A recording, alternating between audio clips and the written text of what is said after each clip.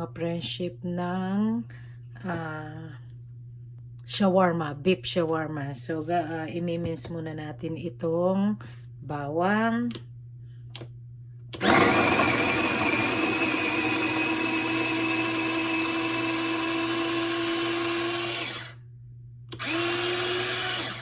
In fairness, ang ganda, nakaminsi. I bought this one from Temu, Canada. So, here, nice. A little bit pa, a little bit. Unahin natin siya, mga friendship. Isa pa, konti pa. Nice. Okay. So, this is it. Means na means niya. In fairness, maganda pala siya. Sulit. Ang pagkakabili natin. Okay, okay.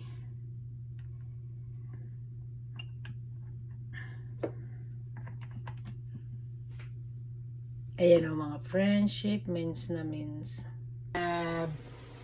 Cucumber. We have tomato. Okay. Titingnan muna natin kung nag-evaporate na yung tubig. Konti pa.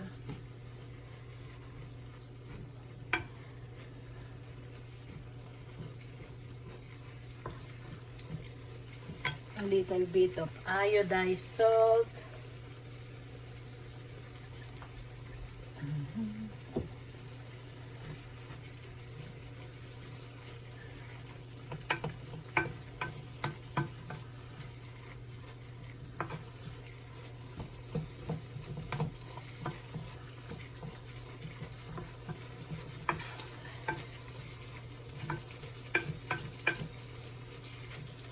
Okay, konting-konti pa.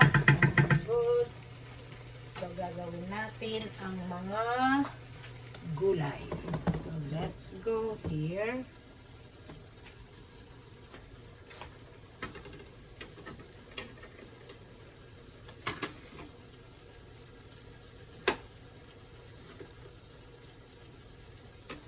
Mas maganda ito. Yung peeler. Gagamitan natin ang peeler.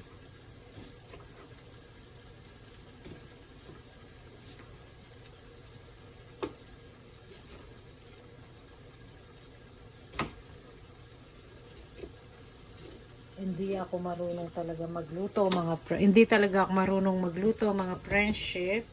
I'm just trying my best. Okay, so ito na yung pepino. So,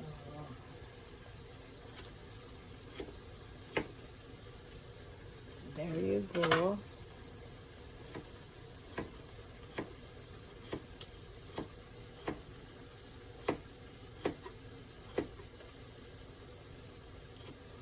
Okay, so ito na ang pepino.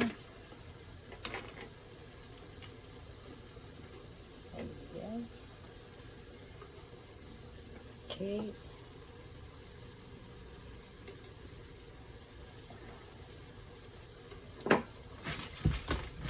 Ito muna, may maliit pala ako, gagamitin muna natin.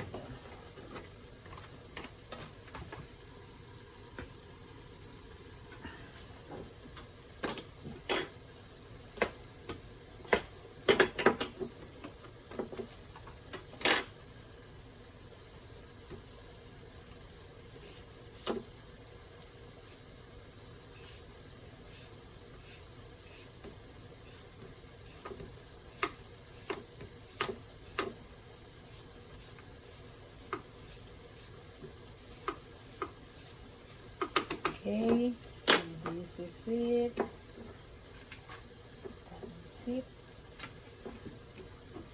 Okay.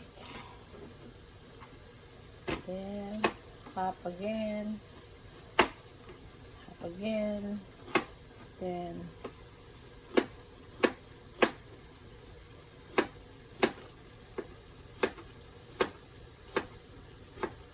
okay.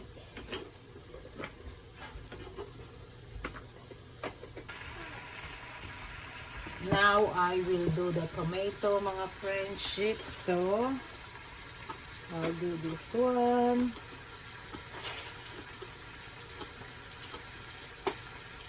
Kasi it's shawarma rice ang kakainin nila.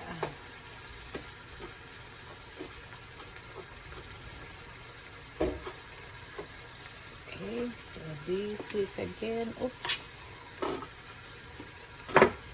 Titingnan natin muna ito kung may sabaw-sabaw pa. So this one is ready.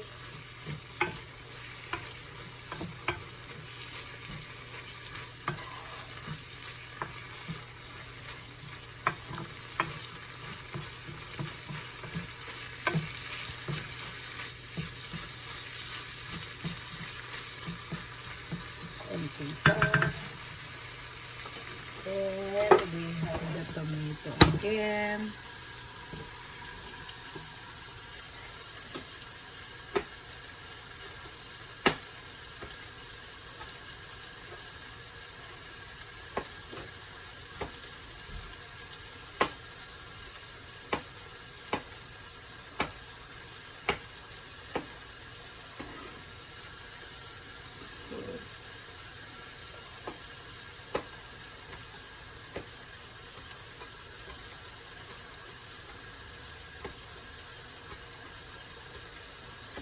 Okay, so this is it.